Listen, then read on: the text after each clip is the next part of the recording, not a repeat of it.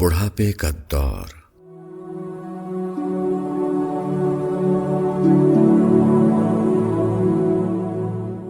زندگی میں آدمی کے لیے بہت سے مسئلے آتے ہیں، مثلاً بیماری، حادثہ، نقصان وغیرہ۔ لیکن بڑھاپا ایک بالکل مختلف قسم کا مسئلہ ہے۔ بڑھاپا گویا خاتمہ حیات کا نام ہے۔ بڑھاپا ہمیشہ پوائنٹ آف نو ریٹرن پر آتا ہے۔ بڑھاپا ہر اعتبار سے انسان کے لیے صرف ایک مسئلہ ہے، لیکن بڑھاپے کا ایک مثبت پہلو ہے جو صرف بڑھاپے سے حاصل ہوتا ہے، اور وہ عجز یعنی ہیلپ لیسنس کی دریافت ہے۔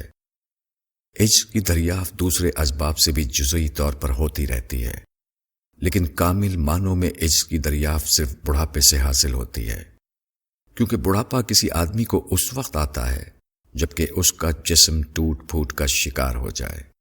انسان کا جسم فطری طور پر ایک بہترین ساخت پر قائم ہے۔ اس جسم کو تقریباً 80 آرگنز نہایت اعلیٰ مینجمنٹ کے ساتھ چلا رہے ہیں۔ عمر کے بڑھنے کے ساتھ یہ آرگن جزئی یا کلی طور پر اپنا فنکشن بند کر دیتے ہیں۔ اس فنکشن کو دوبارہ جاری نہیں کیا جا سکتا۔ کسی آرگن کے فیل ہونے کا آخری نتیجہ موت ہوتا ہے۔ عجز بلا شبہ حقیقت اعلیٰ کی دریافت ہے۔ حقیقت اعلیٰ کی دریافت کے بغیر انسان کی شخصیت ایک ناقص شخصیت ہوتی ہے۔ ناقص شخصیت کا مکمل ہونا صرف اس وقت ہوتا ہے جبکہ انسان بڑھاپے کی عمر کو پہنچ جائے۔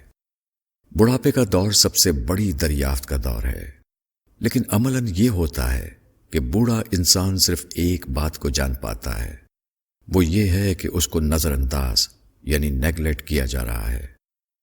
بوڑھا انسان مسلسل طور پر صرف شکایت یعنی کمپلینٹ میں جیتا ہے۔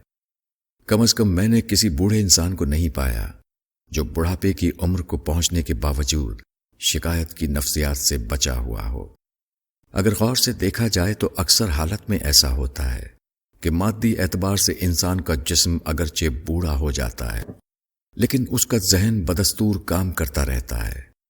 مزید یہ کہ اس کا ذہن پہلے سے بہتر ہو جاتا ہے، کیونکہ اس کے ذہن میں تجربات کا اضافہ ہو جاتا ہے۔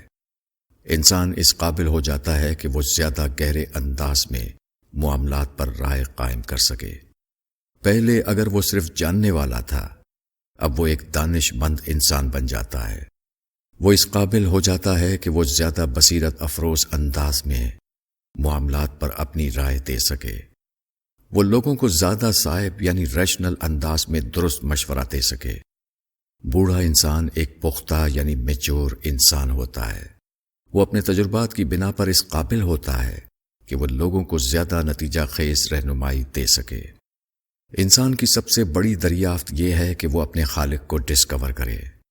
یہ دریافت ہر لمحے ہو سکتی ہے، لیکن عملاً یہ ہوتا ہے کہ آدمی بڑھاپے سے پہلے بھلاوا کلچر میں جیتا ہے۔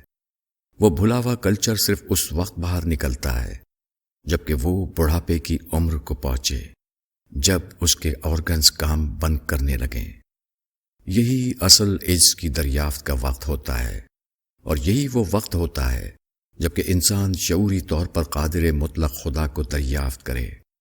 لیکن انسان اپنی بے خبری کی بنا پر یہ کرتا ہے کہ اپنی زندگی کے پہلے دور میں وہ بے خبری یعنی ان اویئرنس میں جیتا ہے، اور دوسرے دور میں شکایت کی نفسیات میں۔